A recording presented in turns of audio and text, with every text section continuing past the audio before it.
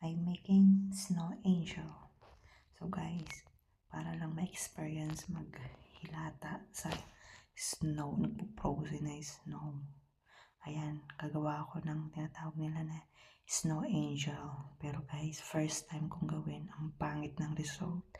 Hindi siya talaga hindi siya nagmukhang snow angel. So, ayan, may gumawa ng snowman pero hindi talaga yan yung real snowman. Kasi isang buong lang. So, ayan, malapit yan siya sa lake. At ang lawak ng lugar na yan. Tsaka marami, yung konting tao lang pupunta dyan. So, sobrang lamig niya talaga. Tiniis ko maghiga-higa.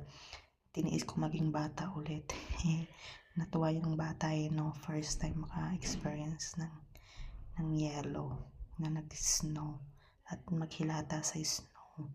Ayan siya guys, sobrang kapal at ngayon lang ulit nag-ulan ng snow rito.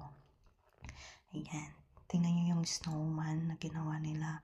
So ayan yung lugar dyan, parang padilim na yan, pahapon na yan guys So pinuntahan ko lang para ipakita sa inyo.